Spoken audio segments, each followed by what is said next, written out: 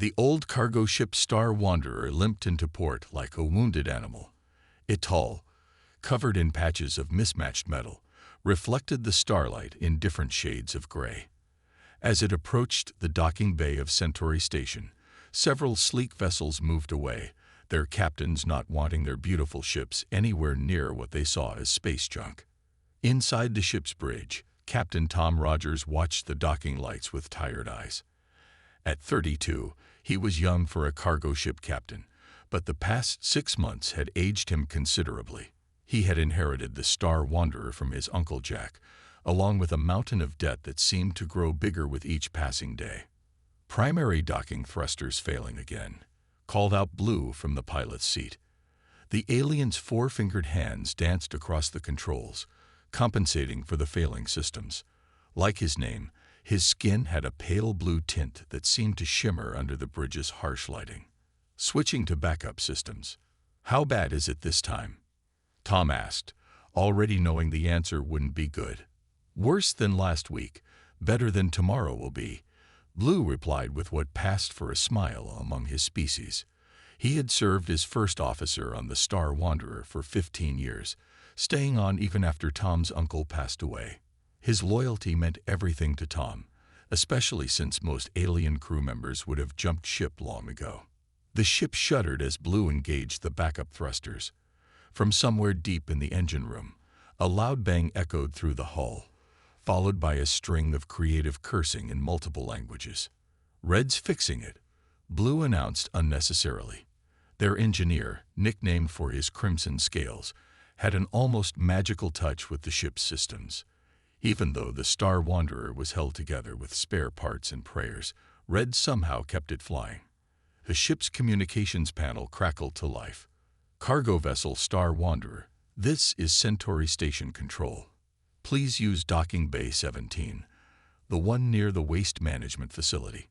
Tom noticed the barely hidden amusement in the controller's voice. It was always the same story. They got the worst docking spots, the lowest priority for services, and the most contemptuous treatment from station personnel. The Star Wanderer's reputation preceded it at every port. "Acknowledged control," Tom replied, keeping his voice professional despite the insult. Proceeding to Bay 17. As they maneuvered toward their assigned bay, a sleek passenger liner passed nearby. Its hull gleamed with the latest adaptive camouflage coating, and its engine signature was barely a whisper compared to the Star Wanderer's rattling roar. Tom saw several passengers pointing and laughing through the liner's observation windows. "Don't let them get to you, Captain," Blue said quietly. "They don't understand that it's not the shine of the hull that matters, but the strength of the crew inside it."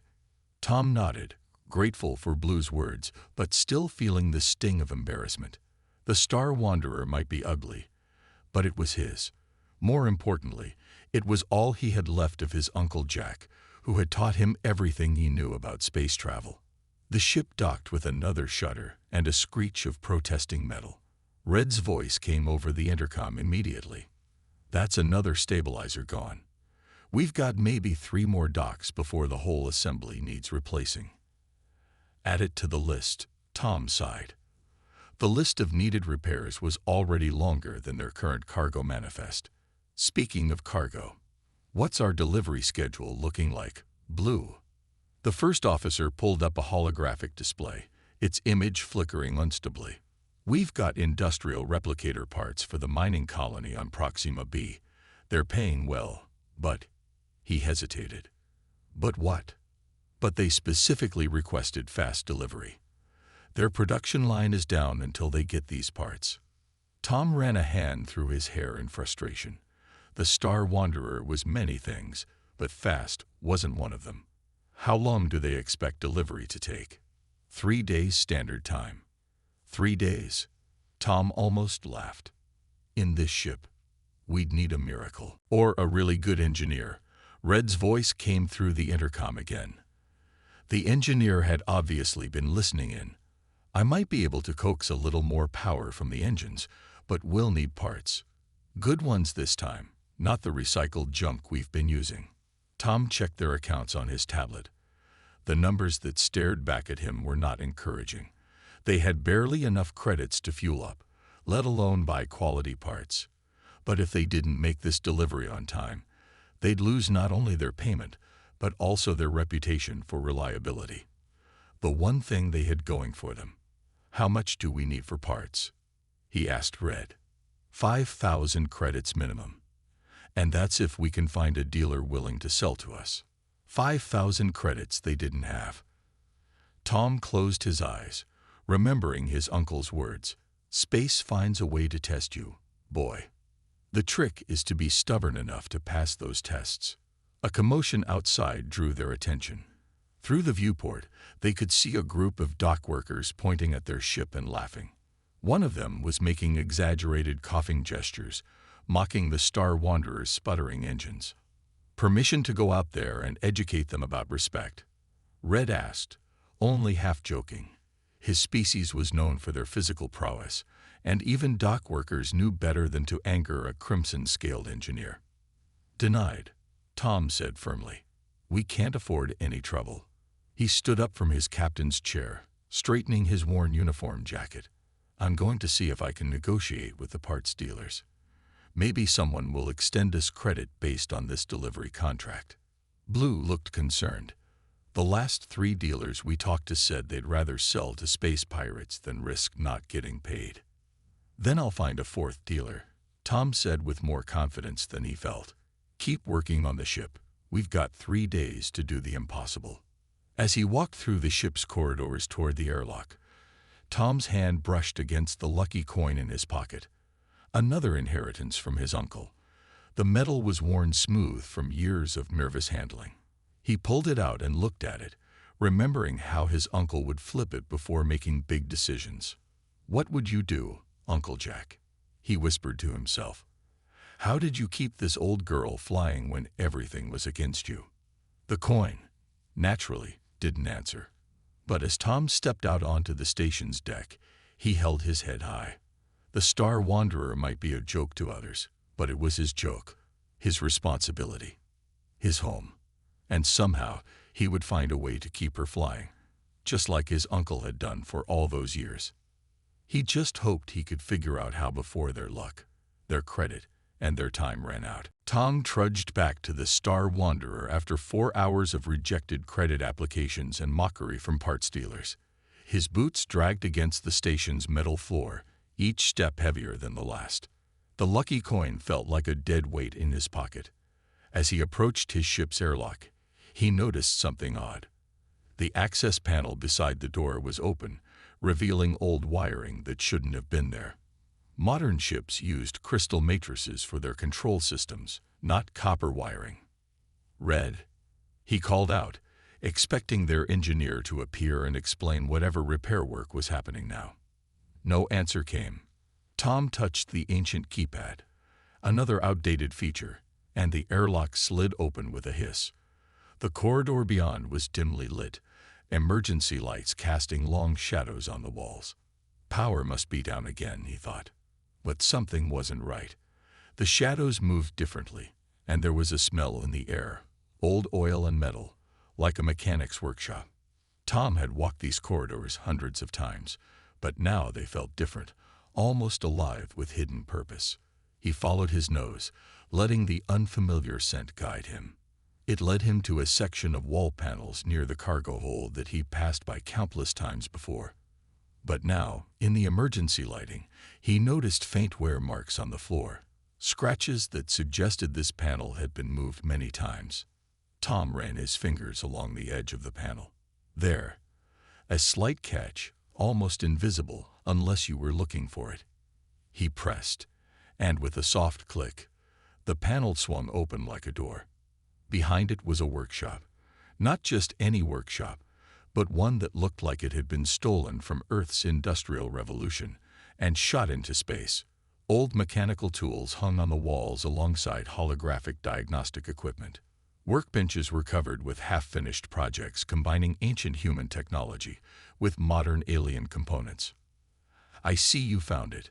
Blue's voice came from behind him, making Tom jump.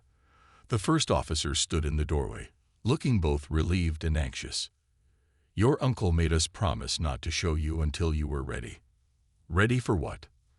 Tom asked, picking up what looked like a steam engine piston with crystalline modifications. Ready to understand that sometimes the old ways are the best ways. Red's voice joined them. The engineer ducked through the doorway, his crimson scales reflecting the workshop's lights. Jack, your uncle. He had ideas. Good ones. Ideas that the big shipping companies were too proud to consider. Tom looked around the workshop with new eyes. He built all this. Built it. He revolutionized it, Red said, moving to one of the workbenches. Look at this. He picked up what appeared to be a simple mechanical governor, the kind used in old steam engines. But inside its brass housing, Tom could see the shimmer of quantum stabilizers. Your uncle figured out that mechanical systems, when properly combined with modern tech, could do things pure quantum systems can't. Blue stepped forward, touching a large blueprint spread across one table. He called it hybrid engineering, taking the best of human mechanical ingenuity and combining it with alien advancements. The big companies, they think newer is always better. But your uncle knew better. Tom's mind was racing. Is that how he kept the Star Wanderer flying all those years? With hybrid systems? Red nodded. Some of them. He was still testing his ideas, improving them.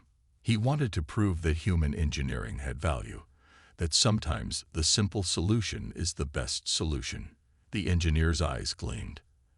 And now, with this delivery deadline, we could use his designs. Tom finished the thought. But why didn't you tell me about this before? Blue and Red exchanged looks. Your uncle left specific instructions. Blue explained. He said you needed to understand the problem before you could appreciate the solution. To feel the weight of running a ship in a universe that looks down on human technology. Tom picked up a journal from one of the workbenches, its pages filled with his uncle's familiar handwriting.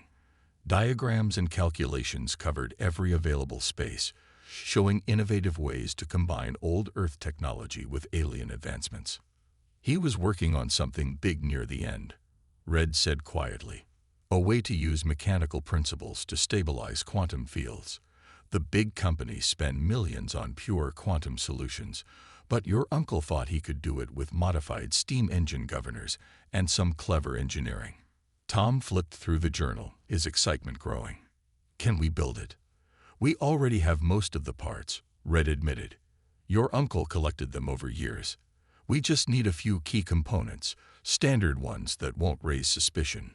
Components we can't afford, Tom reminded them, his brief hope deflating. Blue smiled, an expression that still looked slightly unsettling on his alien features.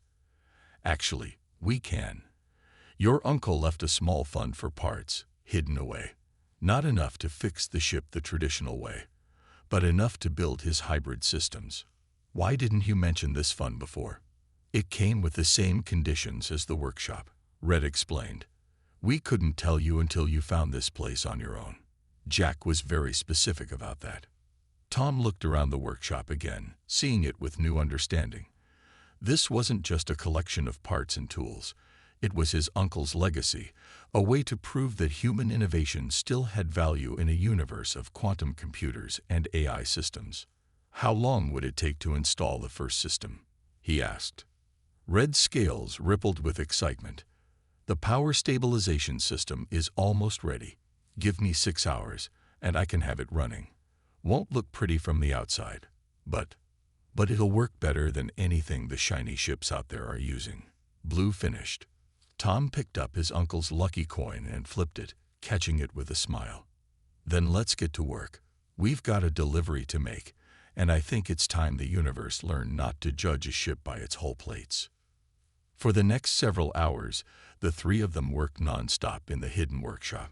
Tom read through his uncle's notes while Red and Blue assembled the hybrid power system. It was beautiful in its simplicity, using mechanical governors to provide a physical backup to the quantum field generators. If the quantum systems fluctuated, the mechanical components would automatically compensate, providing a stability that pure quantum systems couldn't match. As they worked, Tom began to understand why his uncle had kept this hidden. It wasn't just about proving a point. It was about showing that sometimes progress means looking backward to move forward. The shipping companies had become so focused on the latest technology that they'd forgotten the reliable simplicity of mechanical systems. The Star Wanderer might be old, ugly, and patched together, but soon it would have something no other ship had, the perfect blend of human mechanical ingenuity and alien quantum technology. And Tom had a feeling that their next cargo run was going to surprise a lot of people. The Star Wanderer pulled away from Centauri Station with a smoothness that surprised even its crew. Gone was the usual shuddering and rattling. Instead, the ship hummed with a deep, steady power that seemed impossible for such an old vessel. Power output is 30% above normal, but somehow we're using less fuel, Blue reported from his station, his fingers dancing across the control panel. The hybrid governor system is working better than we expected. Tom smiled as he watched the station's massive form shrink behind them. Several dock workers who had gathered to watch their departure, likely expecting another embarrassing display, stood with their mouths open as the Star Wanderer glided gracefully into open space. "Red, how's the engine room looking?" Tom called over the intercom. "It's beautiful, Captain."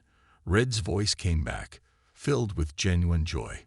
"The mechanical governors are dancing with the quantum fields like partners in a ballet. Your uncle was a genius. The vibration dampening alone is." A warning light suddenly flashed on the command console, cutting Red off. "Incoming scan," Blue announced, his tone shifting from excited to concerned. "It's the Stellar Coalition patrol ship Vigilant." Tom's grip tightened on his armrest. The Stellar Coalition was the governing body for interstellar commerce, and they took a dim view of unauthorized ship modifications. "Are they hailing us?" "Not yet. But wait, now they are."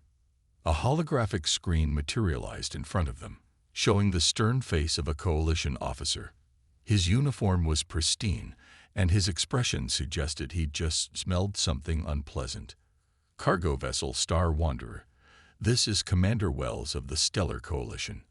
Our sensors are detecting unusual energy signatures from your vessel. Prepare for boarding and inspection." Tom kept his face neutral. "Commander, we're on a time-critical delivery run to Proxima B. Perhaps we could schedule an inspection for our return journey." "Your delivery schedule is not my concern," Wells replied coldly. "Our sensors show energy patterns that don't match your ship's registered configuration. That could indicate illegal modifications or," he paused for effect, "safety violations." Blue muted the transmission for a moment. "Captain, if they board us and find the workshop." Tom nodded. The Coalition was notorious for impounding ships that didn't meet their exacting standards, and a hidden workshop full of hybrid technology would definitely not meet their standards. He unmuted the transmission. "Commander, I assure you our ship is safe.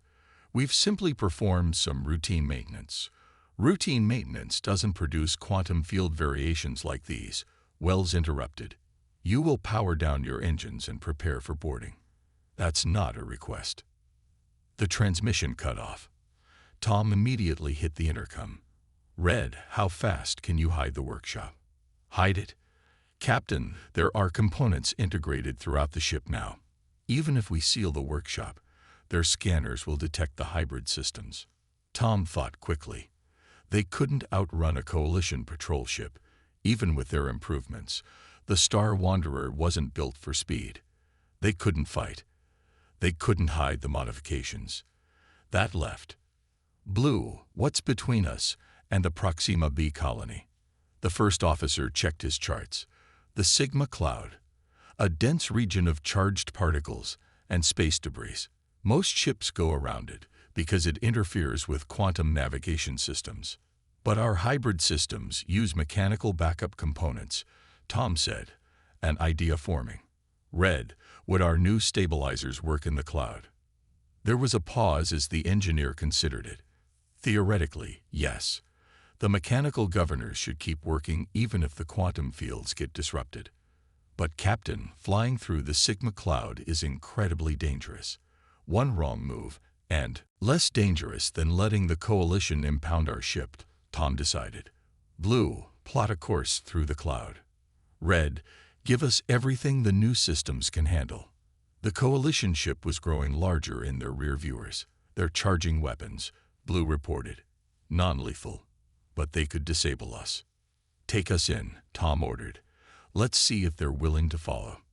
The Star Wanderer banked hard, its new systems responding beautifully to Blue's commands. They accelerated toward the massive purple-gray mass of the Sigma cloud, which roiled with electrical discharges and swirling debris. They're firing warning shots, Blue announced as bright energy pulses flashed past their hull. And yes, they're pursuing. But they're falling behind. Their quantum drives are already starting to struggle with the cloud's interference. The first wisps of the cloud enveloped their ship. Static filled their communications, and the holographic displays flickered wildly. But underneath all the electronic chaos, Tom could feel the steady throb of the mechanical systems doing their work. Red, status. He called out. Quantum systems are going crazy, but the mechanical governors are compensating perfectly. The backup steam pressure system is handling the power distribution. Captain, this is incredible. We're actually running more efficiently in here. Through the viewports, they could see the cloud's full fury. Debris ranging from dust to boulder-sized chunks of rock swirled around them. Electrical discharges larger than their ship crackled through the void. Their sensors were nearly useless, but Blue navigated skillfully using the old-fashioned optical telescopes Tom's uncle had insisted on keeping. Coalition ship is turning back, Blue reported with satisfaction. Their quantum systems can't handle the interference, but we've got another problem. This route will take us straight through the densest part of the cloud. Can we handle it? Red's voice came back confident. The hybrid systems are performing better than anything I've ever seen. The mechanical components are actually using the cloud's energy to boost our power output. Your uncle thought of everything, Captain. For the next 2 hours, they threaded their way through the Sigma cloud. While other ships would have been blind and helpless in the electromagnetic storm, the Star Wanderer's hybrid systems turned the hostile environment to their advantage. The mechanical governors stabilized their quantum fields, the steam backup systems provided steady power, and the optical navigation allowed them to plot a safe course. When they finally emerged from the other side of the cloud, Tom checked their position. Blue, what's our status? The first officer's fingers flew over his console. We're, Captain, this is amazing. The route through the cloud cut our journey time in half. We're going to make our delivery deadline with time to spare.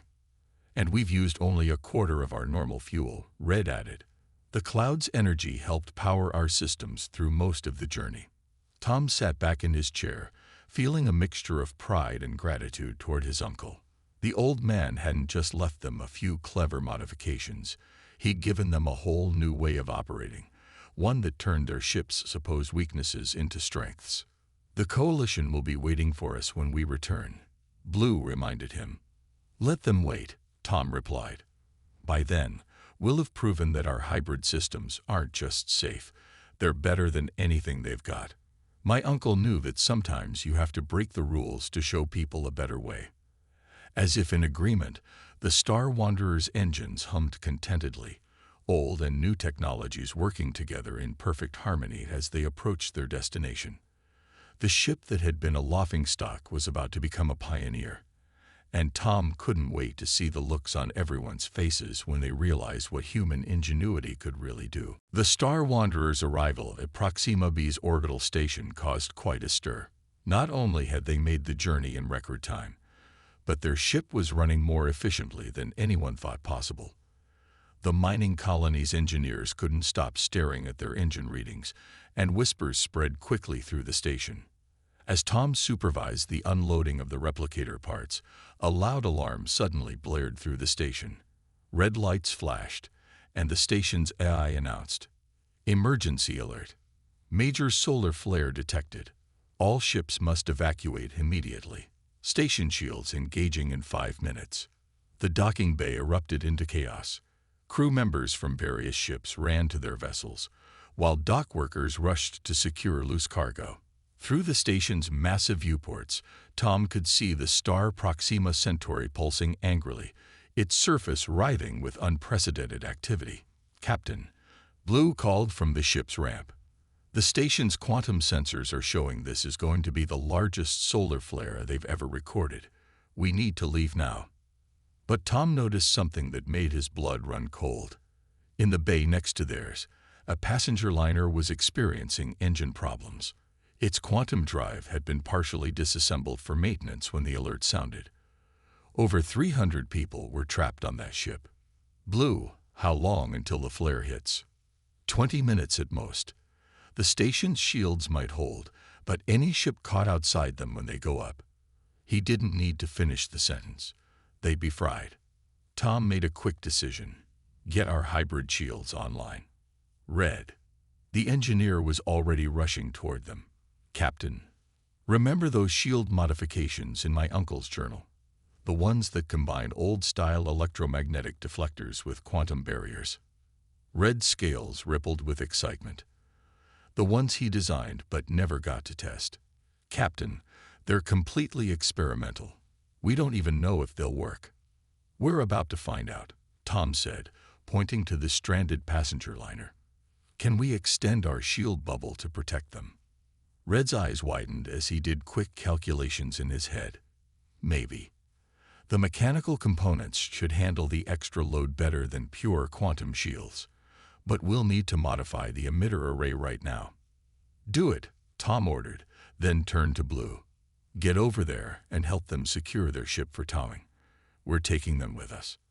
As his crew rushed to their tasks, Tom ran to the station's control room. The controllers looked up in surprise as he burst in. "We need emergency towing clearance," he announced. "The Star Wanderer can protect that passenger liner." The head controller, a tall woman with graying hair, looked at him like he was crazy. "Your rust bucket. It can barely protect itself. We have emergency protocols for situations like this." "Your protocols won't save those people in time," Tom interrupted. "Trust me. Our ship can handle this." She studied him for a long moment, then looked at her displays showing the approaching flare.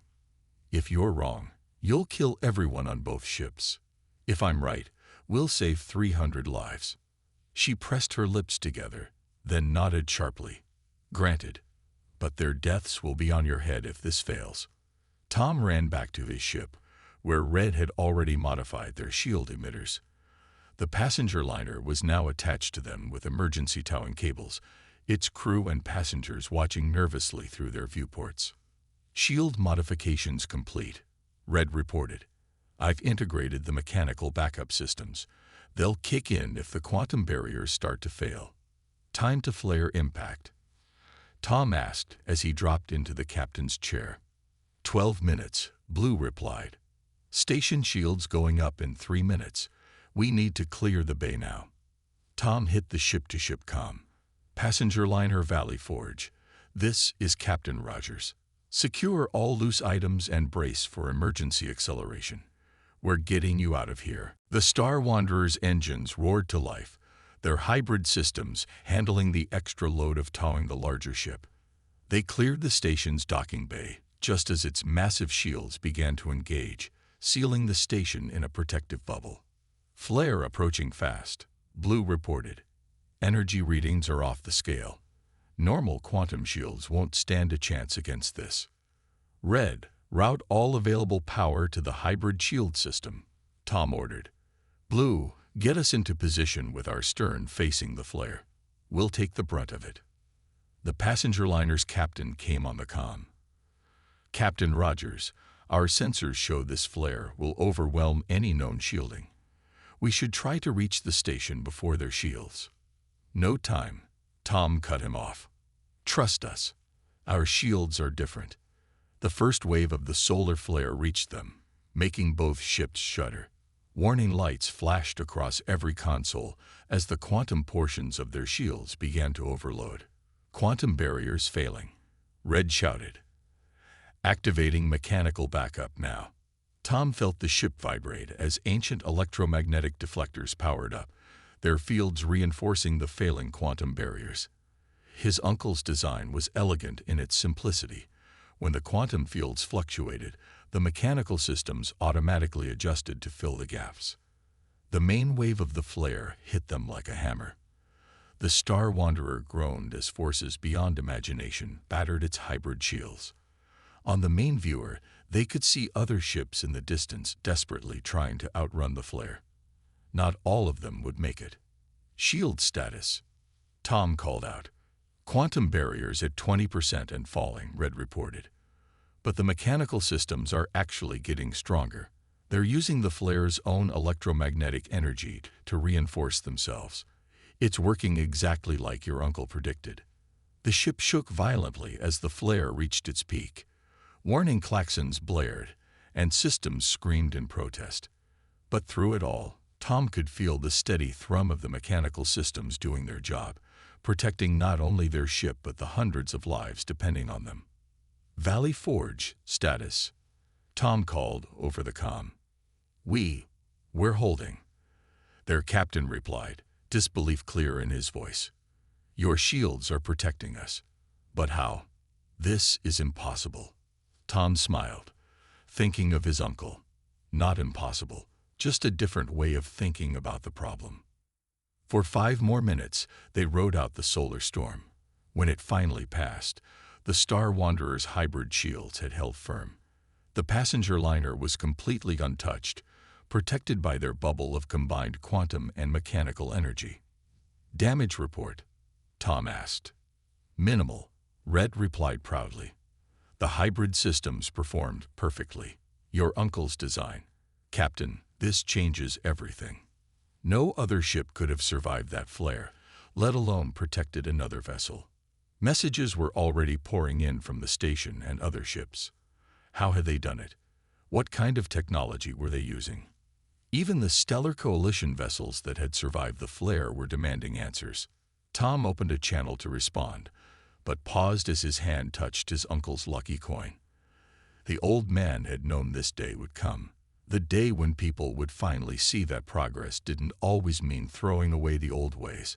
Sometimes it meant finding the perfect balance between past and future. Tell them we're coming back to the station, he said finally. And let them know that the Star Wanderer is ready to teach them a few things about how humans build ships. 3 days after the solar flare incident, the Star Wanderer's docking bay at Proxima B's station was crowded with more visitors than it had seen in years. Engineers, ship captains, and even Stellar Coalition officials crowded around as Red explained the basics of their hybrid systems. The key is not replacing quantum technology, but complementing it, the engineer explained, his crimson scales gleaming under the bright lights. Mechanical systems provide a reliable backup that can actually get stronger under conditions that make quantum systems fail. Tom watched from the corner, feeling a mix of pride and amusement as the same people who had mocked his ship now took furious notes. The Valley Forge's captain stood nearby, still shaking his head in amazement. 312 people, the passenger liner's captain said quietly. That's how many souls you saved with your outdated technology. The Coalition's preliminary report says that flare would have burned through standard quantum shields in seconds. We just got lucky, Tom replied modestly, but the other captain shook his head. No, you were prepared. While the rest of us were chasing the latest quantum innovations, you and your uncle were thinking differently. Speaking of which, he gestured toward the back of the crowd, where Commander Wells from the Coalition patrol ship Vigilant was approaching.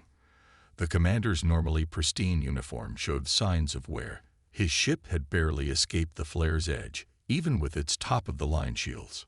Captain Rogers, Wells said, his voice carefully neutral. The Coalition has reviewed your hybrid technology designs. We owe you and your crew an apology. And he seemed to struggle with the next words. We would like to offer you a contract. Tom raised an eyebrow. A contract. To implement your hybrid systems across the Coalition fleet.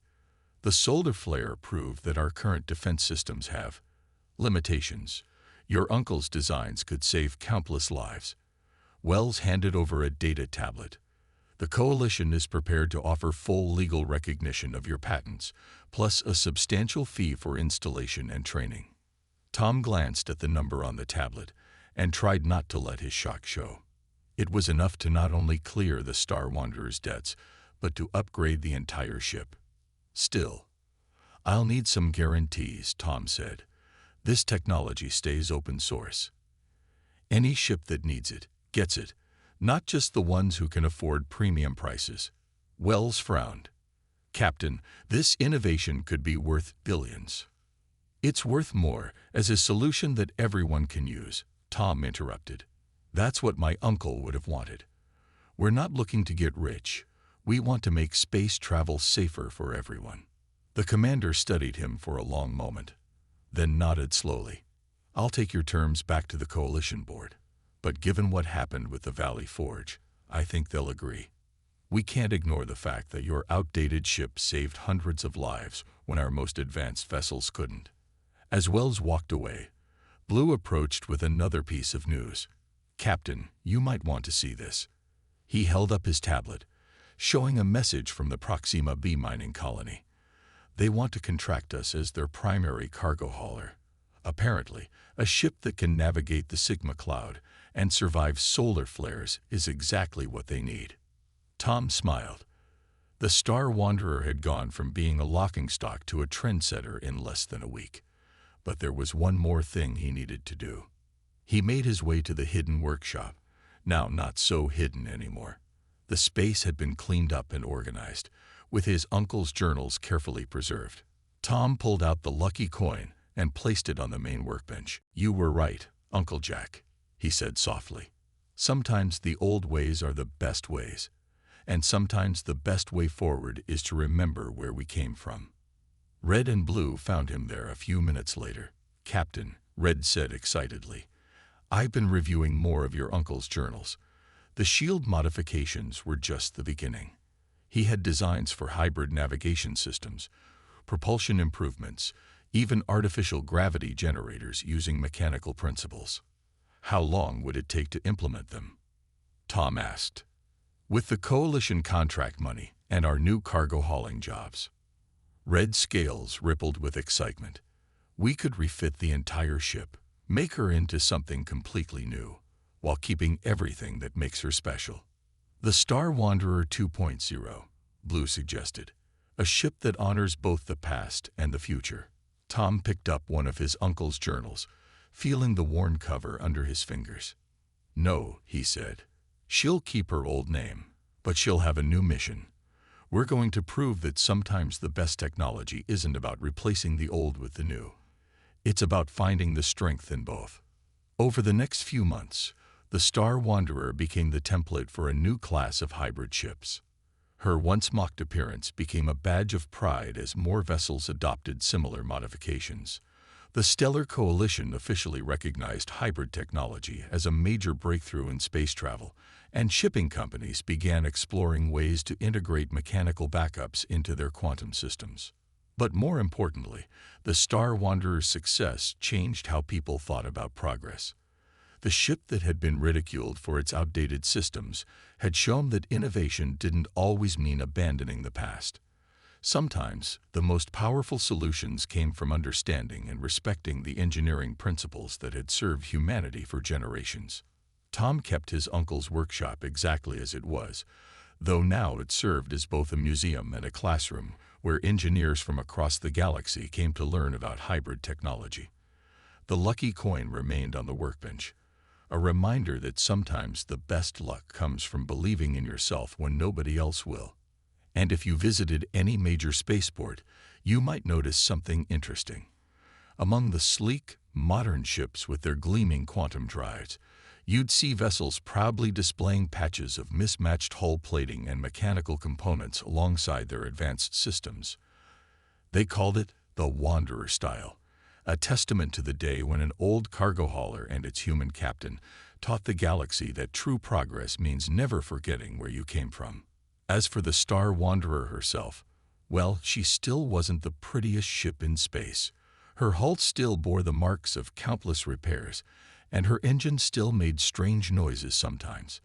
But now, when people pointed at her in spaceports, it wasn't to mock, it was to admire. Because everyone knew that beneath her humble exterior lay the perfect blend of human ingenuity and alien technology, a combination that had changed space travel forever.